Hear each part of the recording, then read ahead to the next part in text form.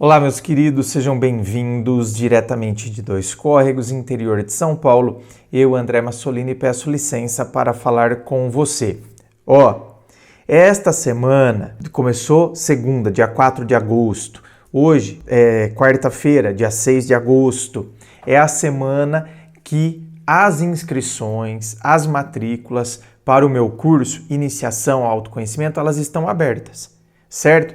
Então, é uma turma pequena, é uma turma que eu estou divulgando só aqui para vocês, não estou abrindo, fazendo divulgação em Facebook, divulgação em Instagram. Não. É uma coisa, sabe uma coisa artesanal? Aqui, pequena. Você sabe que as outras turmas que eu abri foi um sucesso, foi esse trabalho também assim, sabe? De um trabalho pequeno, turmas pequenas. Então, isso tem feito a diferença. Por quê? Porque quando a gente faz a live para tirar dúvidas, por exemplo, você vai ter a sua pergunta respondida. Não vai ter 200 pessoas numa live onde a sua pergunta vai ficar solta lá. Isso não vai acontecer. Aliás, a sua pergunta não é feita durante a live. Você pode fazer também, mas lá na live no YouTube tem um espaço muito pequenininho. A sua pergunta você pode enviar no WhatsApp, que é criado um grupo com as alunas, da turma. Então você pode enviar a sua pergunta antes da live, com tempo, Você pode elaborar uma pergunta lá. Então, assim, esse curso Iniciação ao Autoconhecimento, ele tem vários módulos, são 10 módulos, cada módulo tem submódulos, onde você vai, de fato, aprender o beabá, o passo a passo, para você se autoconhecer, para você se livrar, sabe? De muitas coisas que a falta de autoconhecimento faz com que você fique patinando, com baixa autoestima, com falta de amor próprio, não sabendo dizer não, procrastinando. Participe.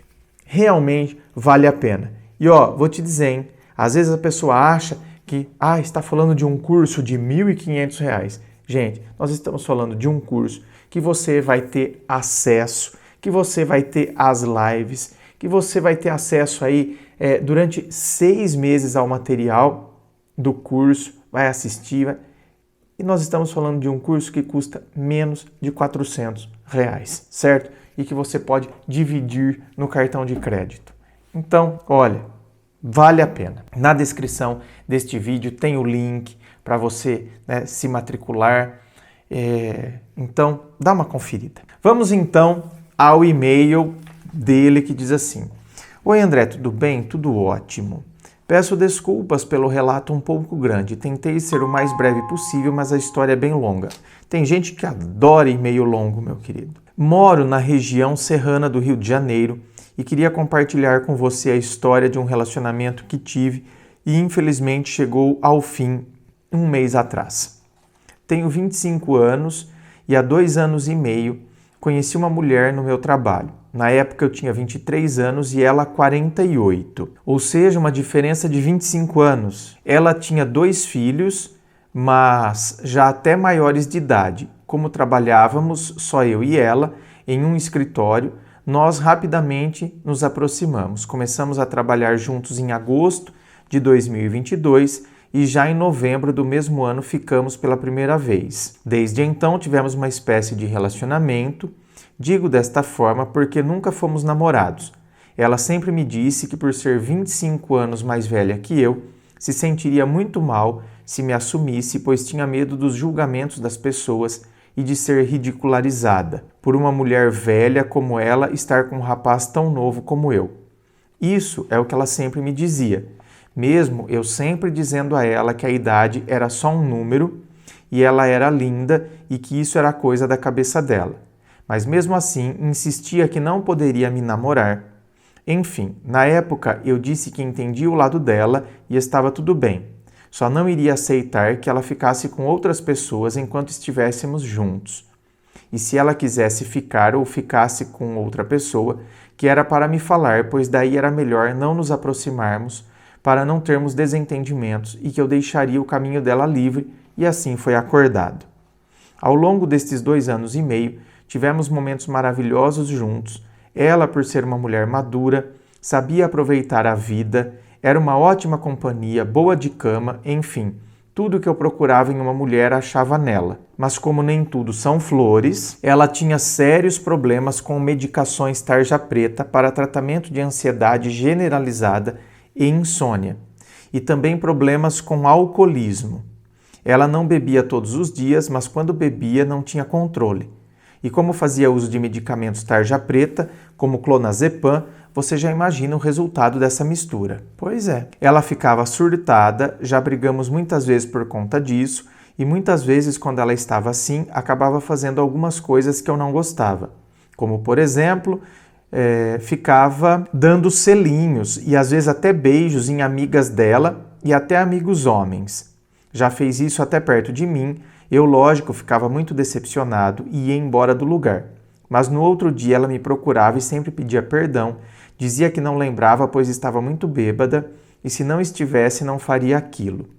Ou seja, botava a culpa sempre no álcool, mas na época, como eu estava muito dependente emocionalmente e gostava muito dela, acabava perdoando e continuávamos juntos. Ela também sempre foi muito rueira, quase não parava em casa e sempre teve muitas amigas e amigos.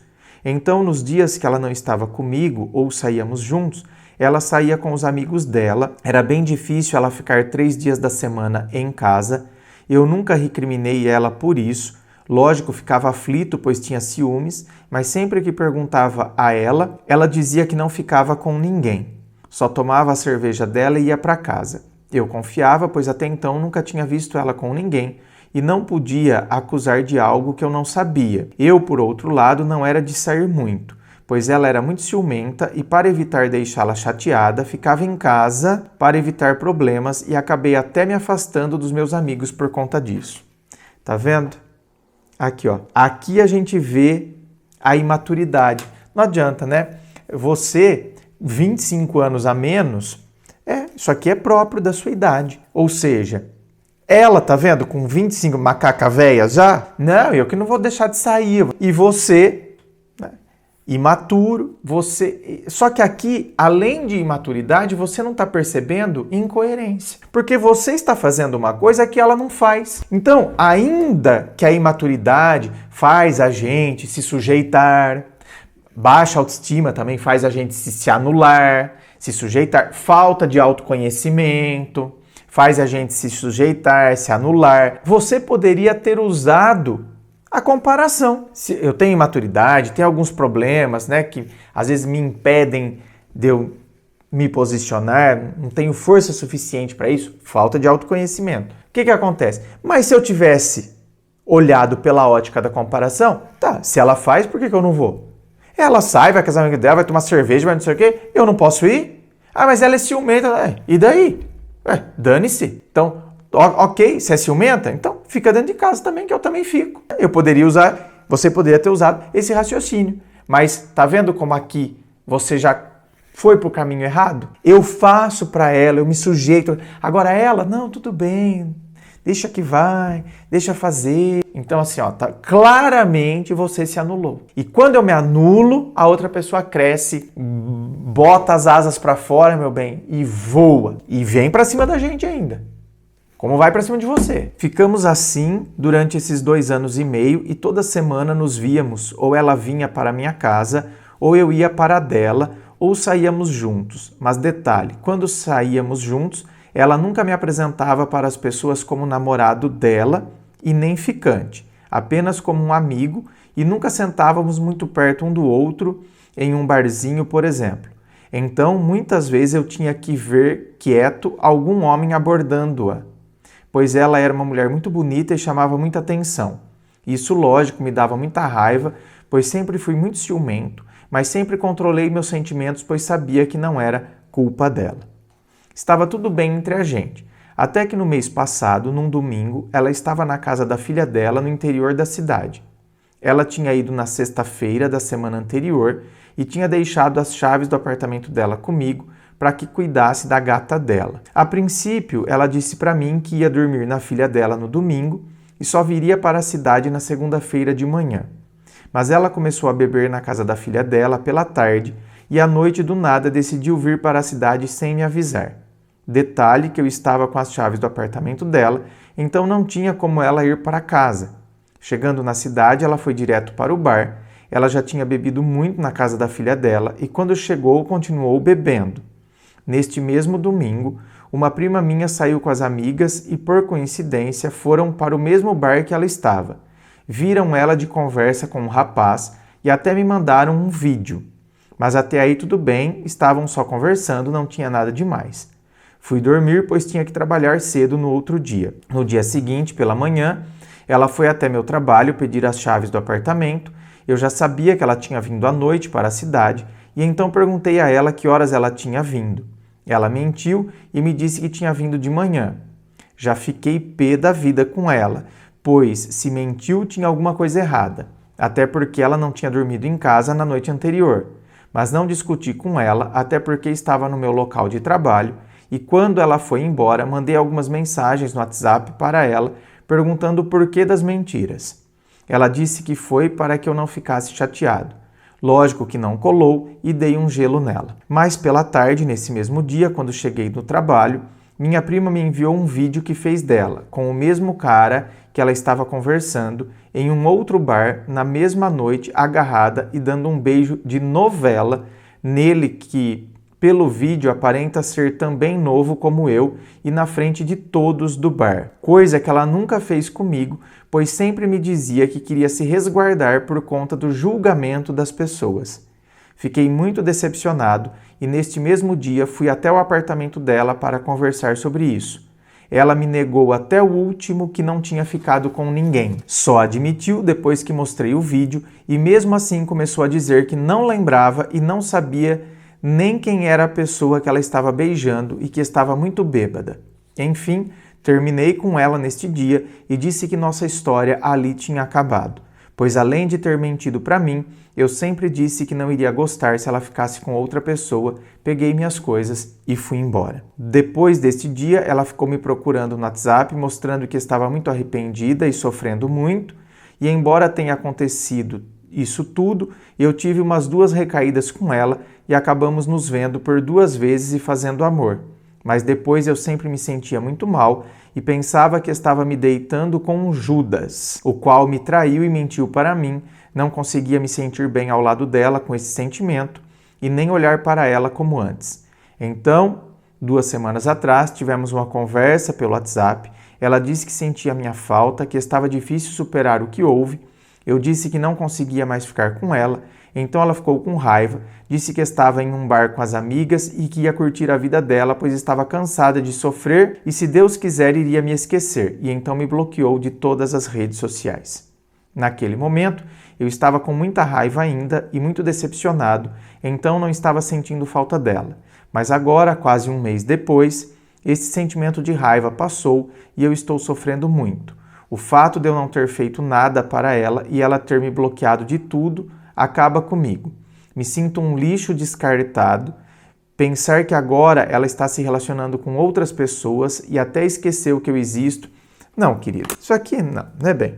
Não esqueceu que você existe não, querido. Agora, ela está se relacionando com outras pessoas. Deve estar assim como estava antes, quando estava com você. Porque, olha, eu vou te falar uma coisa, meu bem. Esse tipo aqui... Isso aqui, ó, penosa, viu? Penosa. E, bem, galinha isso aqui, hein? Galinhona. Então, querido, a sua prima filmou, não é? Dentre quantas outras saídas nesses 2 anos e pouco aí ela fazia? Ia pro bar? É que aconteceu da sua prima filmar.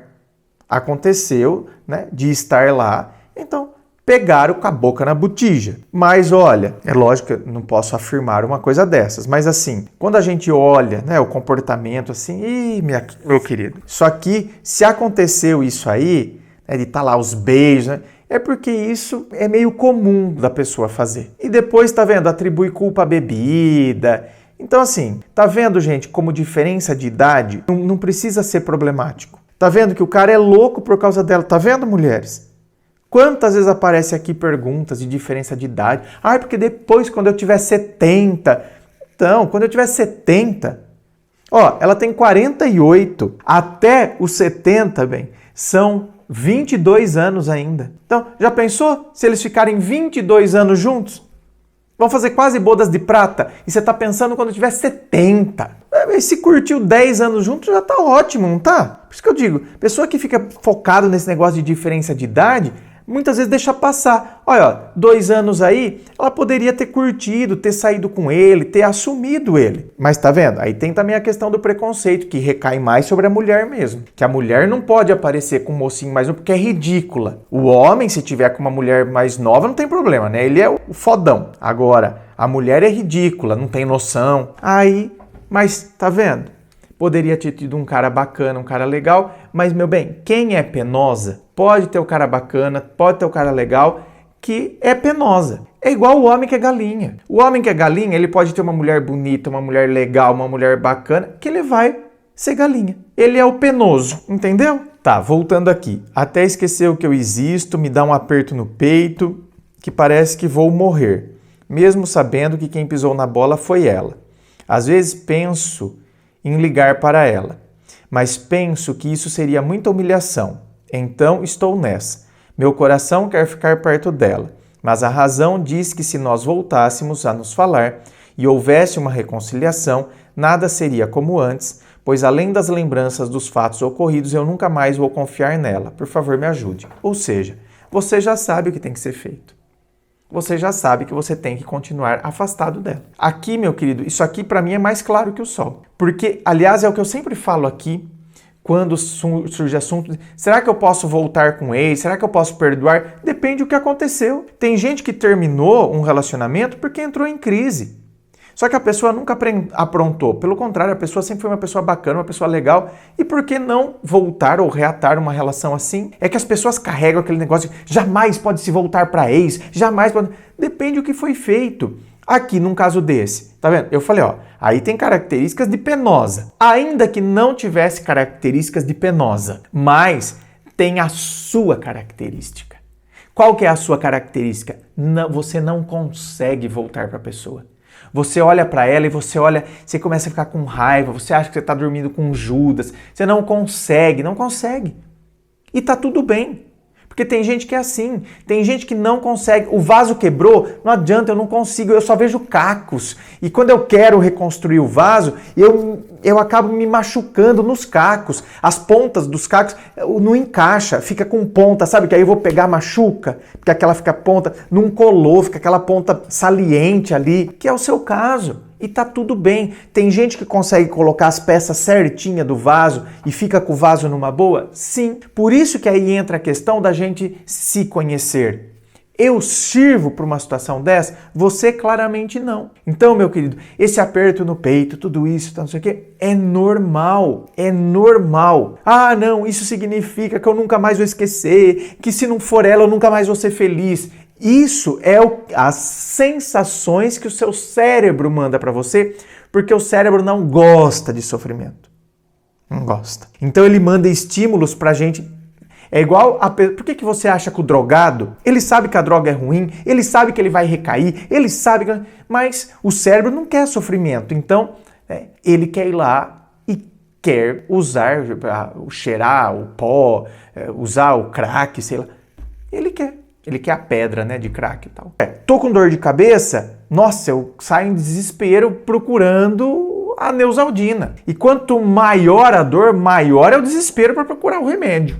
É ou não é, gente? Se você acorda com uma dor monstruosa, você quer... A farmácia tá fechada, por exemplo, cidade pequena como a minha, 11 horas a farmácia fecha, só vai abrir amanhã. 7 da manhã. Se você acorda 3 da manhã com uma dor insuportável, você quer arrombar a farmácia. Você quer ligar para parente para ver se tem aquele remédio.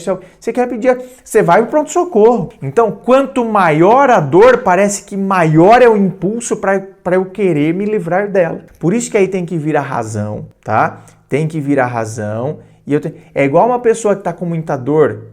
Pessoa, nossa, meu Deus, a pessoa está com câncer. E aí...